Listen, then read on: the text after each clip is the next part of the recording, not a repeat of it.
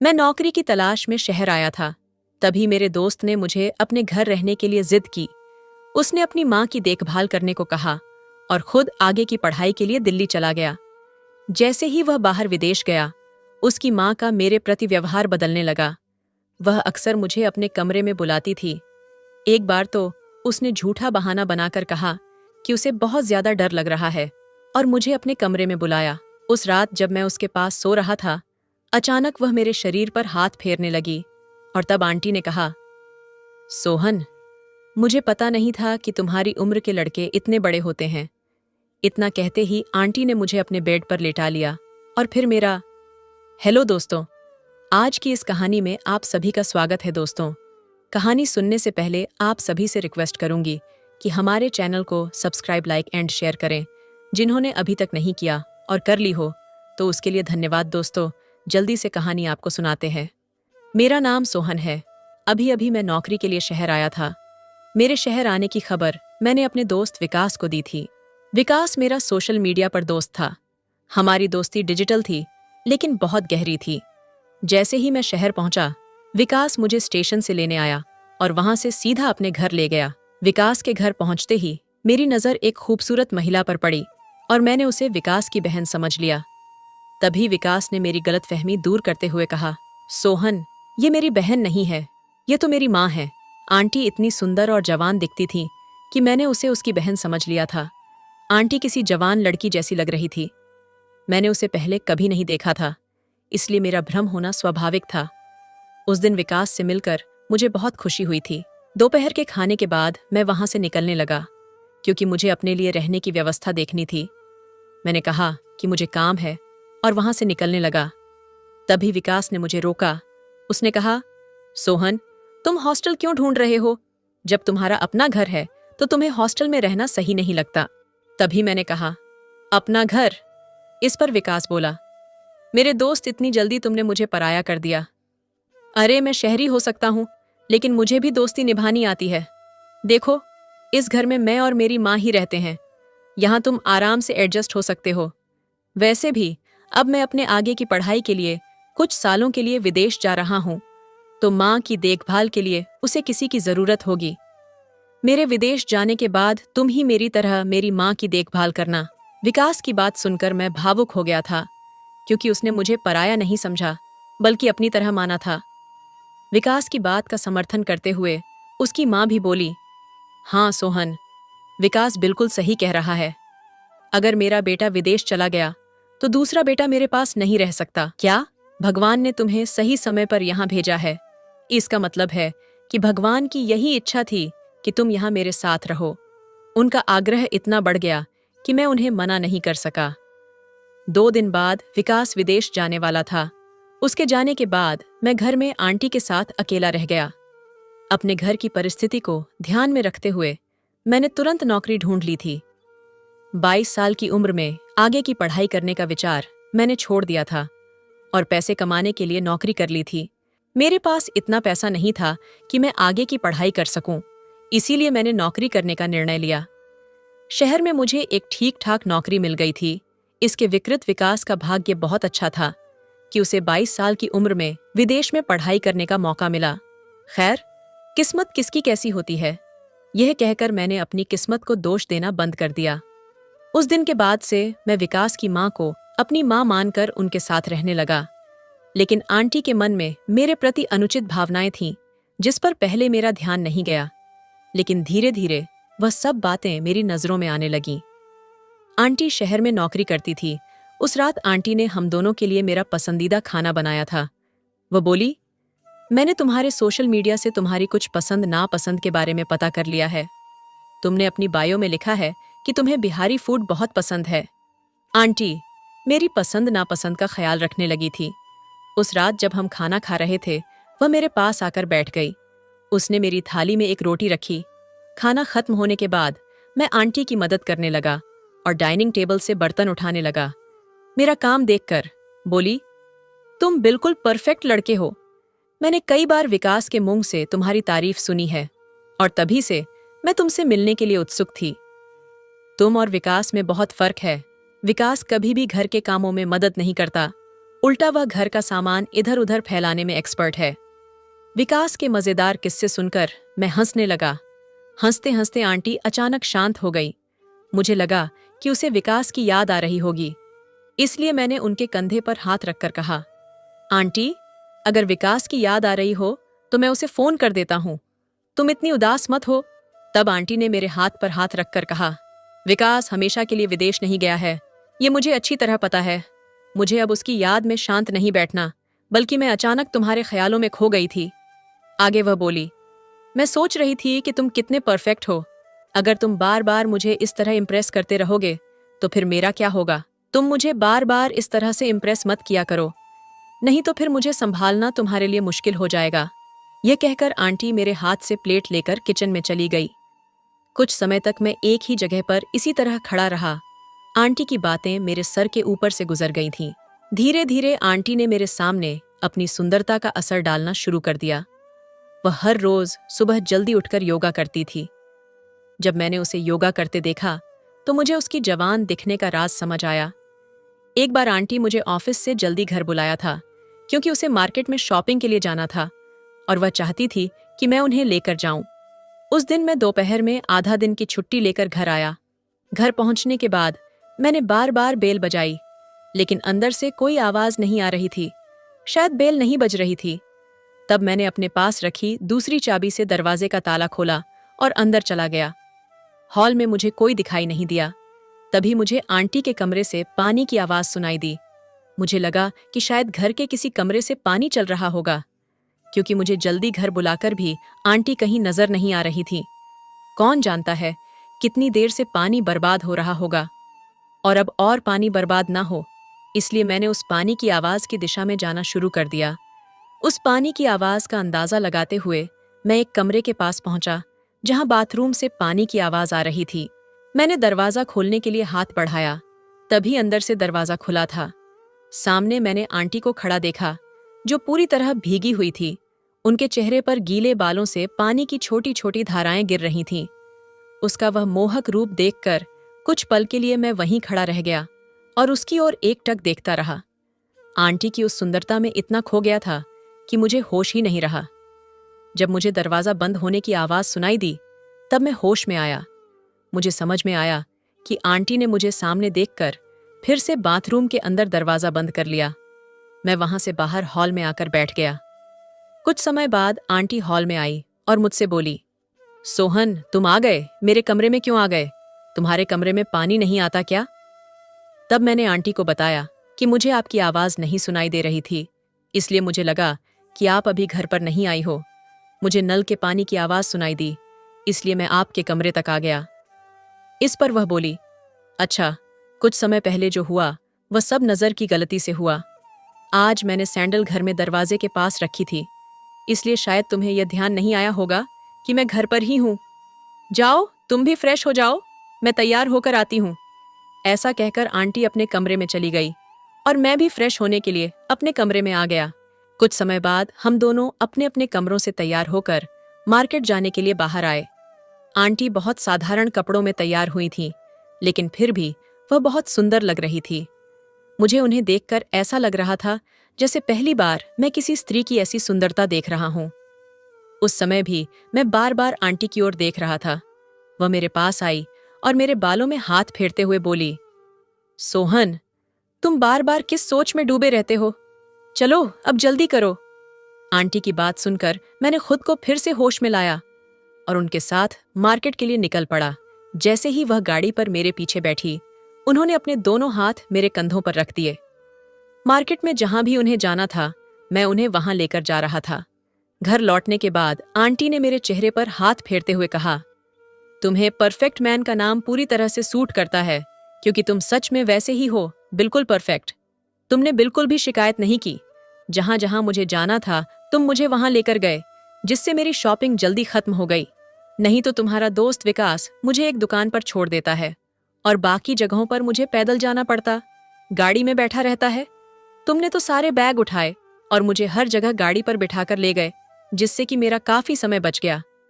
इसके बाद आंटी ने मेरी पीठ थपथपाने की बजाय मेरे गालों को प्यार से खींचा। ये सब बहुत सहजता से हुआ। लेकिन इसका मेरे मन पर गहरा असर होने लगा था। जिस तरह से उन्होंने मुझे शाबाशी दी, मैं उसी विचार में खोया एक जगह खड़ा रहा। इसी बीच आंटी ने सूट पहनकर मेरे सामने खड़ी हो गई और बोली, इसमें मैं कैसी लग रही हूं? मैंने कहा, इसमें तो आप बहुत सुंदर लग रही हो, बस ड्रेस थोड़ा ढीला है मेरा। ऐसा कहने पर आंटी बोली, शायद पीछे की रिबन मैंने बांधी नहीं है सोहन, क्या तुम मेरी थोड़ी मदद करोगे? फिर मैं उनकी मदद करने लगा। जब मैं रिबन बांध रहा था तब कपड़े के बाहरी तरफ से सही, लेकिन मेरा उसे छूना हो रहा था। मैं बिना एक शब्द बोले आंटी के सारे काम कर रहा था। अगले दिन जब वह अपने ऑफिस जाने के लिए तैयार हुई तो उसने नया सूट पहना हुआ था। जब वह अच्छे से तैयार होकर आई तो उनकी सुंदरता और भी ज्यादा निखर कर आ गई थी। उस दिन आंटी ने मुझसे कहा, कल तुमने दोपहर के वक्त मेरे लिए आधे दिन की छुट्टी ली थी, वैसे ही आज सुबह आधे दिन की छुट्टी लो और मेरे साथ ऑफिस चलो। आंटी मुझे अपने ऑफिस क्यों ले जा रही थी, ये उसने ठीक से बताया नहीं था। जब हम ऑफिस पहुंचे और उनके फ्लोर पर एंट्री की तो उन्होंने मेरा हाथ पकड़ लिया। आंटी का यह अजीब व्यवहार मुझे समझ नहीं आया था। उनके ऑफिस में कई कर्मचारी हमें अलग अलग नजरों से देख रहे थे। वह दिखने में इतनी बूढ़ी भी नहीं थी, लेकिन वह वहां क्या कर रही थी, ये मुझे समझ नहीं आ रहा था। वह मुझे सिर्फ अपने फ्लोर पर नहीं बल्कि अपने बॉस के केबिन में भी ले गई। उनके बॉस हमें अजीब नजरों से देख रहे थे। आंटी ने बॉस से मेरी पहचान कराते हुए कहा, ये मेरा सोहन है। ऐसा कहकर उन्होंने मेरा परिचय दिया। किसी लड़के का परिचय ऐसे कौन कराता है? भला बॉस से मिलाने के बाद आंटी मुझे बाहर लेकर आई और मुझे वहां से जाने के लिए कह दिया। आंटी के ऑफिस में मैं उनसे कोई सवाल ना कर सका। जब शाम को घर आया तो आंटी का व्यवहार थोड़ा अजीब था। घर आते ही आंटी ने मुझे गले लगाया और कहा, आज तुम मेरे साथ ऑफिस आकर मेरी बहुत बड़ी मदद की। आंटी मुझसे बात कर रही थी, तभी अचानक जोर से बिजली कड़की, जिसकी आवाज से आंटी डर गई और उन्होंने मुझे गले लगा लिया। उस वक्त उनकी वह गले लगाने की भावना कुछ अलग ही थी। जब बिजली की आवाज बंद हुई तो आंटी मुझसे दूर हो गई, लेकिन जाते जाते मेरे चेहरे पर हाथ फेरते हुए बोली, अच्छा हुआ तुम जल्दी घर आ गए, देखो ना, तुम्हारे आने के कुछ देर बाद ही इतनी जोर से बारिश शुरू हो गई। आंटी मेरी ज्यादा ही चिंता करने लगी थी और उसकी यह चिंता मुझे अच्छी लगने लगी थी, लेकिन साथ ही मुझे उन पर कुछ शक भी हो रहा था। उस वक्त आंटी दरवाजे पर खड़े होकर उत्सुकता से बारिश देख रही थी, लेकिन बाहर जाने से डर रही थी। उनके चेहरे से मुझे साफ दिखाई दे रहा था कि वह बारिश में भीगना चाहती थी। तभी मैंने उनका हाथ पकड़ा और उन्हें बाहर कंपाउंड में ले गया। आंटी बारिश में भीगने से डर रही थी, लेकिन मैंने उनका हाथ पकड़कर उन्हें बारिश का मजा लेने को कहा। बारिश का आनंद लेते हुए उनके चेहरे पर जो खुशी थी, उसे देखकर मैं भी बहुत खुश हो रहा था। आंटी के बारे में मेरे मन में क्या भावनाएं आ रही थीं, ये मुझे भी समझ नहीं आ रहा था। आंटी मानो किसी बॉलीवुड फिल्म की तरह बारिश में भीगने लगी। वह बारिश में मस्ती करते हुए बार बार मेरे इर्द गिर्द घूम रही थी और मेरा हाथ पकड़कर डांस करने की कोशिश कर रही थी। तब आंटी ने मुझसे कहा, सोहन, तुम सच में बहुत अलग हो। आज तुम्हारे साथ पानी में भीगते हुए मुझे ऐसा लग रहा है जैसे मैं किसी फिल्म की हीरोइन हूं और तुम मेरे हीरो हो। आंटी ने यह सब बातें बड़ी सहजता से कह दी, लेकिन मेरे मन पर इसका असर कुछ अलग ही तरह होने लगा था। घर में घुसते ही आंटी मेरे लिए तौलिया लेकर आई और अपने हाथों से मेरे बाल पोंछने लगी। तभी हमारी नजरें मिली और आंटी मुझे बड़े ही प्यार से देख रही थी। आंटी ने कहा, सोहन, जिस तरह से तुम मेरे साथ बातें करते हो वह विकास ने कभी नहीं की। वह तो हमेशा अपने पढ़ाई में व्यस्त रहता था। वह बोल ही रही थी। तभी मैंने उनसे पूछा, आंटी, तुमने अपने बॉस से मेरी पहचान मेरा सोहन कहकर क्यों करवाई थी? इसका मतलब क्या है? ये सुनते ही आंटी एकदम से चौंक गई और वहां से चली गई। लेकिन रात को सोने के समय आंटी ने मुझे अपने कमरे में बुलाया। वह बोली, आज मुझे बहुत डर लग रहा है, क्या तुम आज मेरे साथ सो सकते हो? मदद के तौर पर मैं आंटी के कमरे में सोने के लिए तैयार हो गया। उस रात आंटी के कमरे में सोते वक्त मुझे बार बार ऐसा लग रहा था जैसे कोई हमारे कमरे की जासूसी कर रहा हो। मेरी नजरें कभी दरवाजे पर तो कभी खिड़की पर जा रही थी। सोने से पहले मैंने आंटी की तरफ देखा तो वह मुझे दिखाई दी। आंटी ने कहा, सोहन, तुम अभी तक सोए नहीं? मैंने जवाब दिया, मुझे ऐसा लग रहा है कि कोई इस कमरे की जासूसी कर रहा है। इस पर आंटी ने कहा, मुझे भी तब से ऐसा ही लग रहा है, इसलिए मैं भी नहीं सो पाई। शायद ये हमारा भ्रम हो। यह कहकर आंटी ने मुझ पर हाथ रखकर सोने की कोशिश की। कुछ समय बाद ही अचानक कमरे की लाइट जल गई और किसी ने माँ की आवाज लगाई। इस आवाज से मेरी और आंटी की नींद खुल गई। उठकर देखा तो विकास सामने खड़ा था। वह हमें देख रहा था और अपनी माँ से बोला, माँ, तुम ये क्या कर रही हो? सोहन मेरा दोस्त है। इस तरह की बातें तुम्हें शोभा नहीं देती। मुझे तो अब तुम्हें माँ कहने में भी शर्म आ रही है। मैंने विकास से कहा, विकास, तुम बेवजह ऐसा मत सोचो। आंटी को डर लग रहा था, इसलिए उन्होंने मुझे अपने कमरे में सोने के लिए बुलाया था। लेकिन जिस तरह से आंटी ने मुझ पर हाथ रखा था, उसे देखकर किसी को भी गलतफहमी हो सकती थी। विकास अपनी माँ पर अनुचित बातें कहने लगा। उसे सुनकर ऐसा लग रहा था कि वह अचानक घर नहीं आया था, बल्कि यह उसका कोई प्लान था। मैंने विकास से कहा, विकास, इस छोटी सी बात पर तुम आंटी पर ऐसे आरोप कैसे लगा सकते हो? तुम जरूर किसी और गुस्से का इजहार कर रहे हो। और मुझे ये बताओ, तुम तो विदेश गए थे, फिर अचानक घर कैसे आ गए? इस पर विकास ने कहा, मैं विदेश नहीं जा सका क्योंकि मेरी माँ के पास इतने पैसे नहीं थे। माँ से पैसे का इंतजाम नहीं हो पाया, इसलिए मैं अपने चाचा से कुछ पैसे लेने गया था। मैंने माँ को यह नहीं बताया था कि मैं चाचा के पास गया हूँ। उस दिन जब मैं चाचा के पास पैसे लेने गया तो उन्होंने मुझे माँ के बारे में कुछ बातें बताईं जिन पर मैंने पहले ध्यान नहीं दिया था। मेरे चाचा ने मुझे बताया कि तुम्हारी माँ का किसी गैर मर्द के साथ गलत संबंध है। मैंने उनकी बातों पर यकीन किया क्योंकि उनके कहने पर शक न करने की कोई वजह नहीं थी। मेरे पिताजी के ना होते हुए भी माँ इतनी सजी धजी रहती थीं, लेकिन यह किसके लिए, इस पर मैंने कभी ध्यान नहीं दिया था। उस दिन चाचा ने मेरी आंखें खोल दी, तभी मैंने प्लान बनाया कि मैं माँ पर नजर रखूंगा। उस दौरान तुम भी शहर आने वाले थे। मेरे प्लान के अनुसार मैंने कहा कि मैं विदेश जा रहा हूं और तुमसे माँ के साथ रहने की जिद की। मुझे पता था कि मेरी माँ का बुरा असर तुम पर भी पड़ने लगेगा। तुम दोनों के बीच जो चल रहा था वह मुझे समझ आ गया। सोहन, मैं तुम्हें इसका दोषी नहीं मानता। असली गलती मेरी माँ की है। इसकी नीयत खराब है। तुम तो बस उसकी बातों में आ गए होंगे। जब विकास शांत हुआ, फिर मैंने उससे कहा, तुमने अपनी माँ पर आरोप लगाया, अब खुश हो गए। अब बोलो और कुछ बाकी है। बाकी हो तो वह भी कह लो, क्योंकि आगे तुम्हें बोलने का मौका नहीं मिलेगा। तब मैंने कहा, विकास, तुमने हम पर नजर रखी, लेकिन जो तुम्हें देखना चाहिए था वो तुमने देखा ही नहीं। वो मुझे अपने ऑफिस इसलिए ले गई थी क्योंकि उसका नया बॉस उस पर नजर रख रहा था और उसके सामने यह दिखाना था कि वह अकेली नहीं है, उसके साथ उसका जवान बेटा भी है।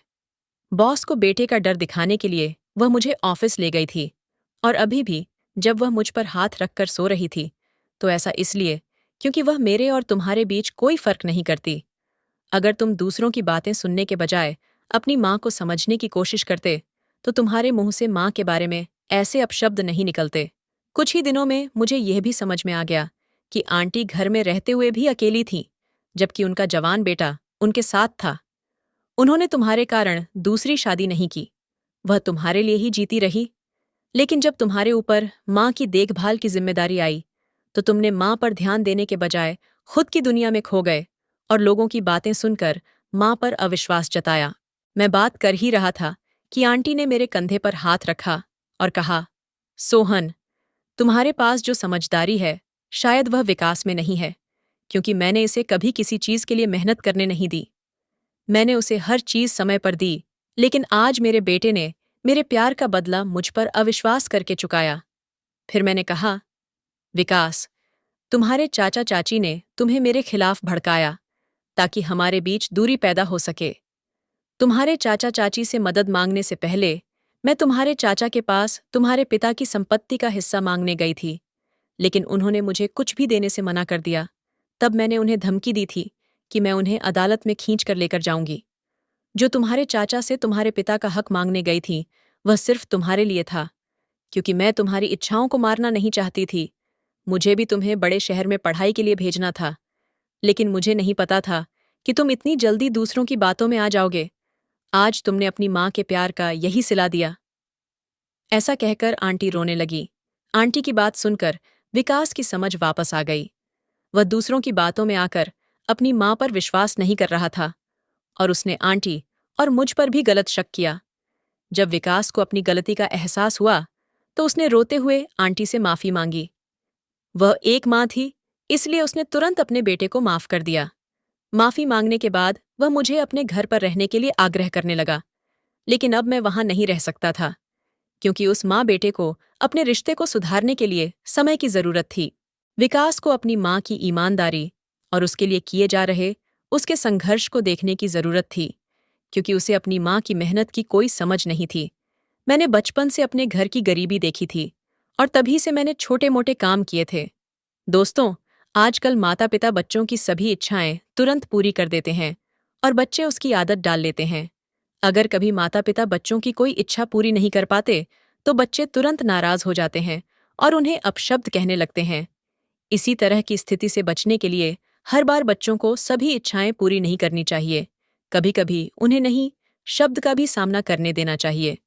बच्चों को यह समझना चाहिए कि माता पिता दिन रात उनके लिए कितनी मेहनत करते हैं, तभी उन्हें रिश्ते, प्यार और पैसों की असली कीमत समझ आएगी।